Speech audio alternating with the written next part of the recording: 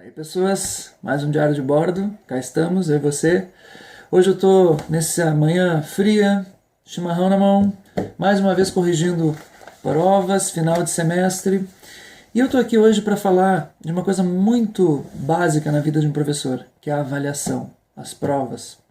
E esse período é um período complicado, chato, difícil, especialmente para professores como eu, que adoram a relação sala de aula, adoram a questão do ensinar, da atividade de ensinar, adoram quando o aluno é apresentado para um conhecimento novo, mas detestam esse negócio aqui, que é olhar para uma prova e com a canetinha vermelha na mão, estou eu aqui com a minha caneta vermelha na mão, e distribuindo xizinho quando o aluno erra.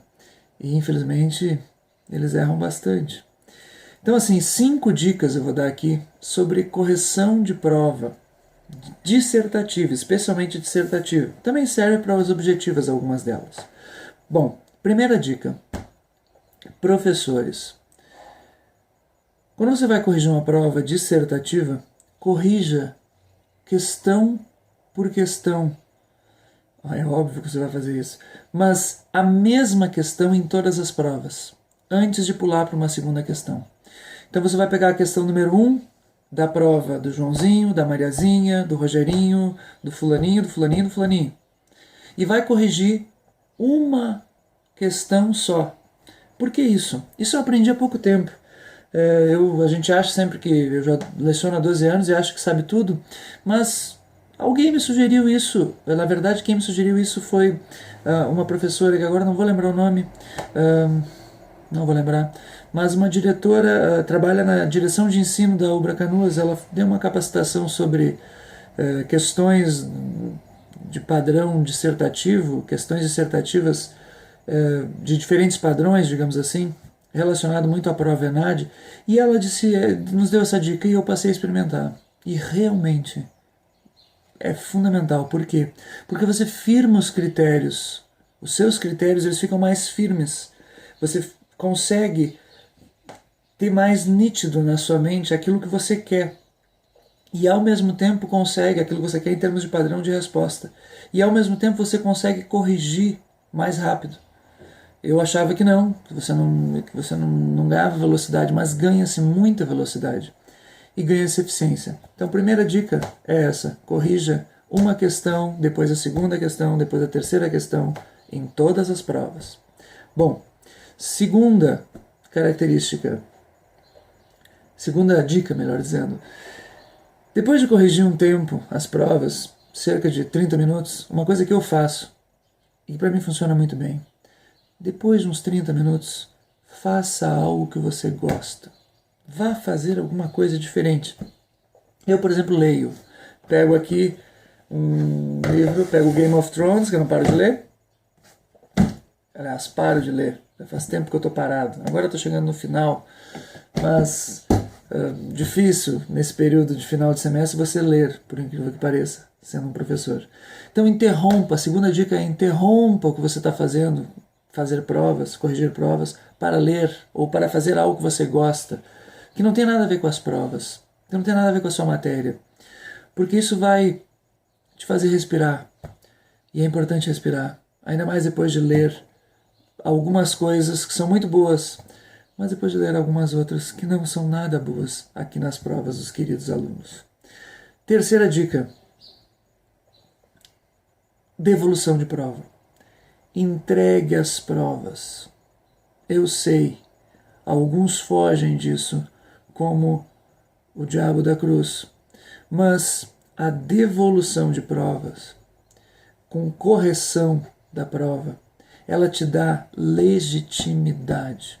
Você, como professor, precisa de legitimidade. Veja, eu não estou falando aqui dos aspectos pedagógicos, é claro que é fundamental por questões pedagógicas, mas eu estou falando aqui da legitimidade. Você, como professor, precisa conquistar o respeito dos seus alunos.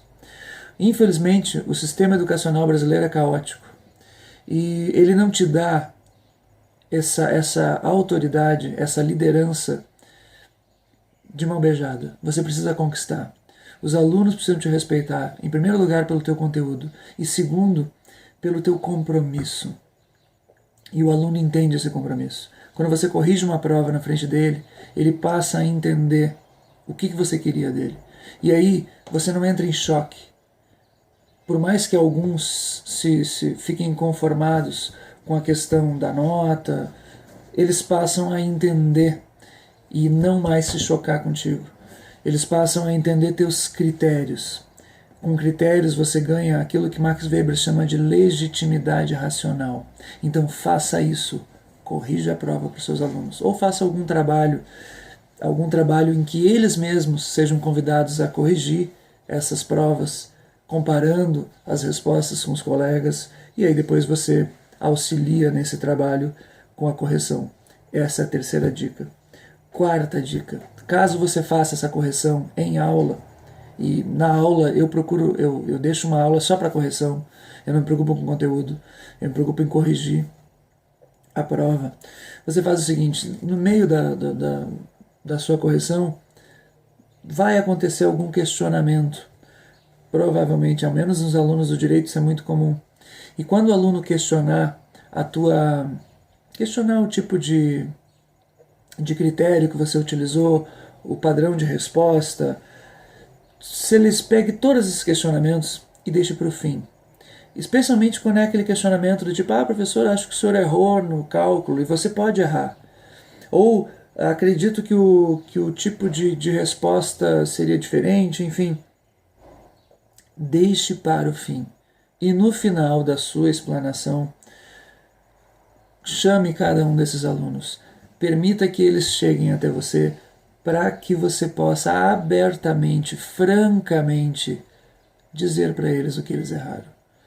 Com isso, você solidifica a sua legitimidade, você solidifica a sua liderança, você ganha mais ainda legitimidade racional.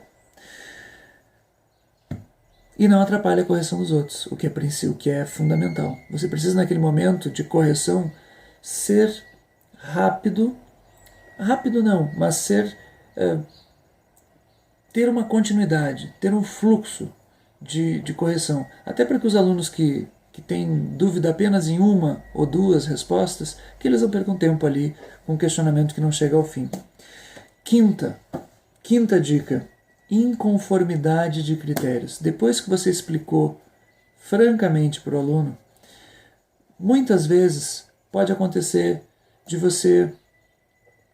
um aluno continuar inconformado com algum critério. E, inclusive, pode acontecer de um aluno apontar algum erro seu de critério.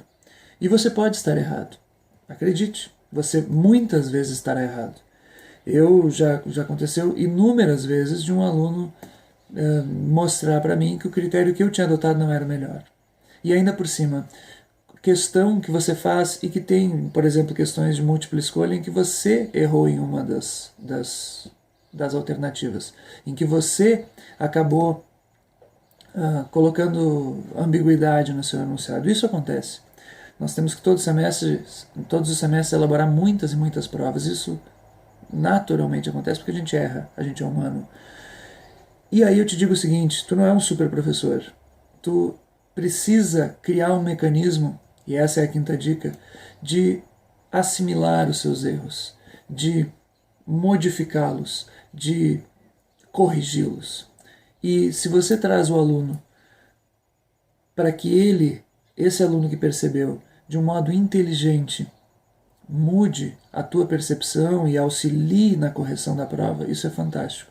Então minha dica final é inconformidade de critérios. Se depois que você explicou, o aluno mesmo ficou inconformado e você mesmo talvez tenha alguma possibilidade de rever o seu critério, deixe aberta essa possibilidade e permita ao aluno um recurso por escrito. Esse recurso por escrito ele vai exercitar a possibilidade dele de argumentação e você vai ter a oportunidade de rever os seus critérios, porque acredite, às vezes você erra.